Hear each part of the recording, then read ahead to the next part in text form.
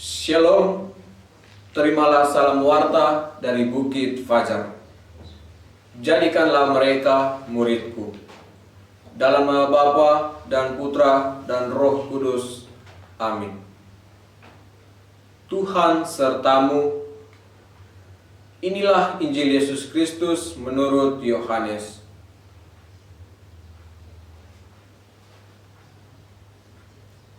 Dalam rumah ibadat di Kapernaum, Yesus berkata kepada orang banyak, "Semua yang diberikan Bapa kepadaku akan datang kepadaku, dan barang siapa datang kepadaku tidak akan kubuang.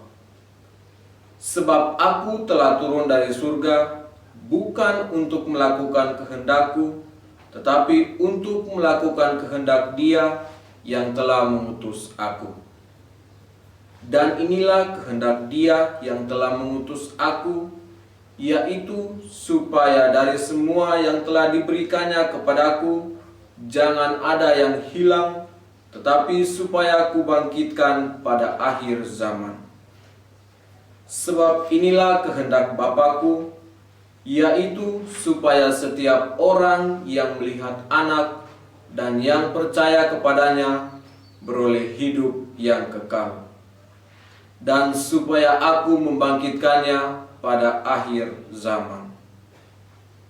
Demikianlah Injil Tuhan. Semua yang diberikan Bapa kepadaku akan datang kepadaku, dan barang siapa datang kepadaku, ia tidak akan kubuang. Perkataan ini merupakan suatu janji keselamatan bagi setiap orang yang percaya kepada Yesus Kristus. Ungkapan yang di dalamnya mengandung harapan, sukacita, dan rahmat dari Sang Pencipta. Demikianlah Allah telah mengutus Yesus Putranya sebagai jaminan keselamatan bagi dunia, teristimewa bagi umat manusia.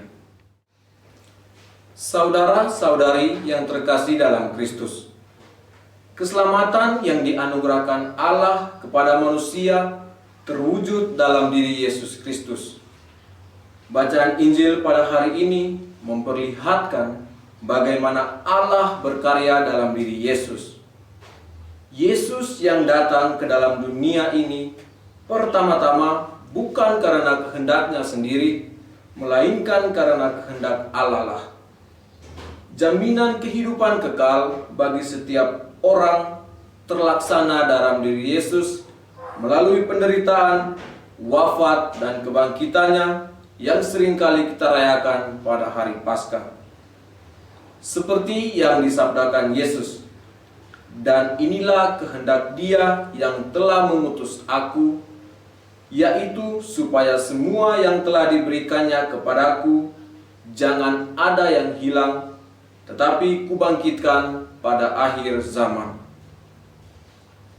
Sebab inilah kehendak Bapa-Ku, yaitu supaya setiap orang yang melihat Anak dan yang percaya kepadanya beroleh hidup kekal, dan supaya aku membangkitkannya pada akhir zaman."